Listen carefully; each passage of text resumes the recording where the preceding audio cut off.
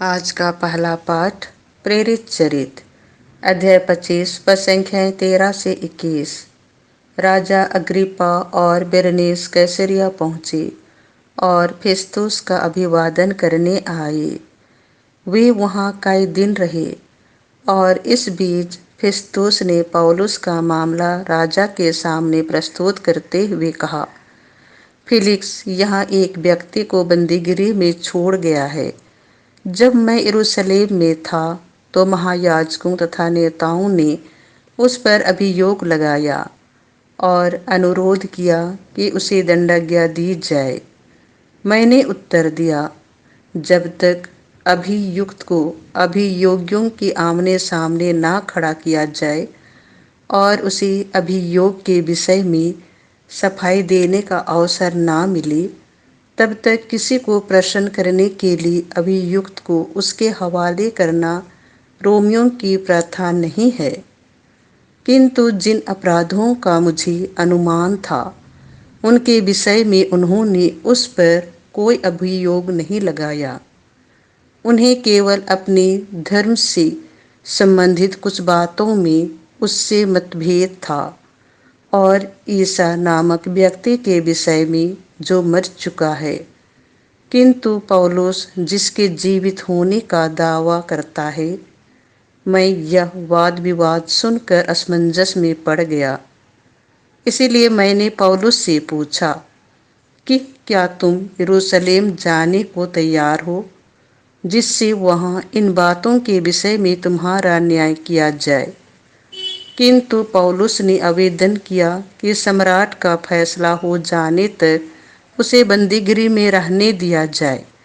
इसीलिए मैंने आदेश दिया कि जब तक मैं उसे कैसर के पास ना भेजूं, तब तक बंदीगिरी में रहे। यह प्रभु की वाणी है। संत योहन के अनुसार पवित्र सुसमाचार अध्याय 21 पद संख्याएं 15 से 19। जलपान के बाद ईसा ने सिमोन पेतरुस से कहा, सिमोन योहन के पुत्र, क्या इनकी अपेक्षा तुम मुझे अधिक प्यार करते हो?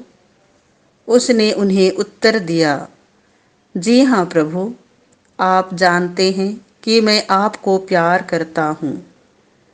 उन्होंने पेतरुस से कहा, मेरे मेमनों को चराओ। ईसा ने दूसरी बार उससे कहा, सिमोन योहन के पुत्र, क्या तुम मुझे प्यार करते हो? उसने उत्तर दिया, जी हाँ प्रभु, आप जानते हैं कि मैं आपको प्यार करता हूँ।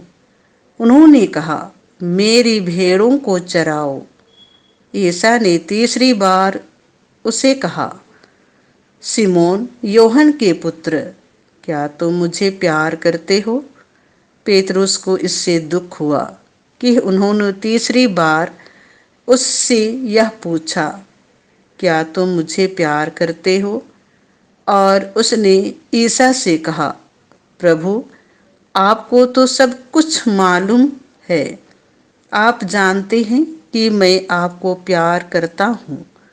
ईसा ने उससे कहा, मेरी भेड़ों को चराओ। मैं तुमसे यह कहता हूँ, जवानी में तुम स्वयं अपनी कमर कसकर जहाँ चाहते थे वहाँ घूमते फिरते थे, लेकिन बुढ़ापे में तुम अपने हाथ फैलाओगी और दूसरा व्यक्ति तुम्हारी कमर कसकर तुम्हें वहाँ ले जाएगा जहाँ तुम जाना नहीं चाहते।